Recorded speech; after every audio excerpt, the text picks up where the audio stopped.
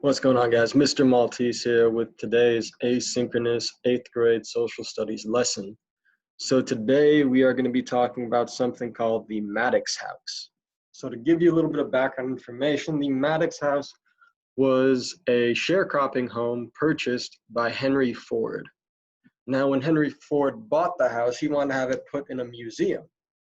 So they took the house apart and they transported it to the museum. But the problem was when they got to the museum, they did not know how to put the house back together. They didn't know which rooms were supposed to go where.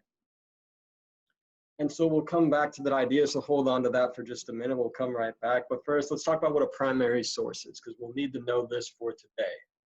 A primary source is a document or object which was written or created during the time being studied. Primary sources were present during an experience or time period and offer an inside view of an event. A secondary source is a document or object created based of documented information received from a primary source. Sounds very complicated. So let me put it to you guys this way. Let's say that I was teaching you guys about World War II. And in our study of World War II, we want to talk about the morale of soldiers.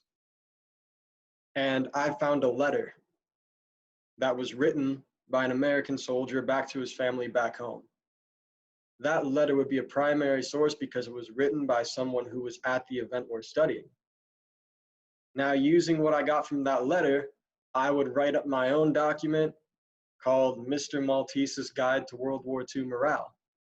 And in there, I would explain to you guys how these soldiers felt during World War II. I was able to create my document based off of their document, which makes my document then the secondary source, and the letter would be that primary source.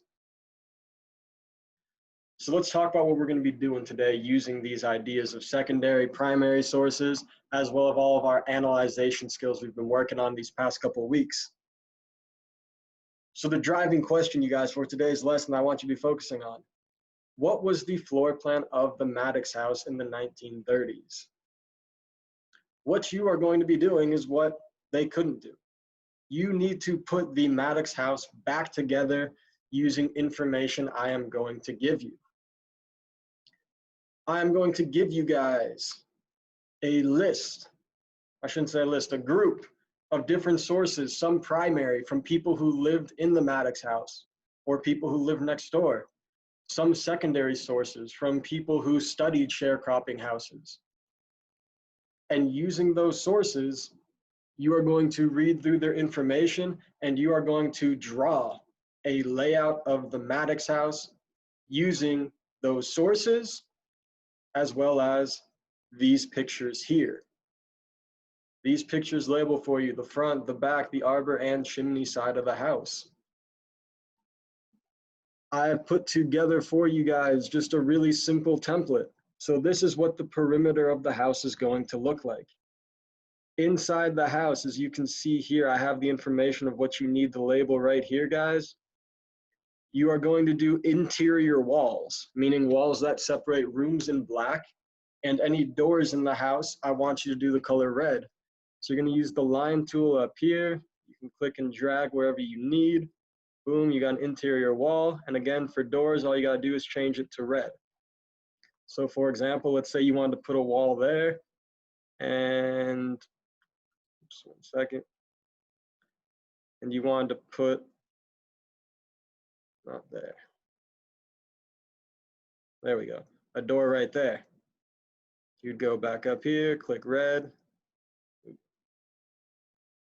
There we go. Now I got the little red door there. So you are going to do that, guys, with the interior walls and the doors. You also need to label the front and back of the house. You need to label every room in the house so I know you know which rooms they are. That's really it. But the thing is, as you'll notice, not all sources will agree with each other. So you need to decide which sources you trust and understand why you trust them. And on Wednesday, we will be looking at some of our layouts that we put together.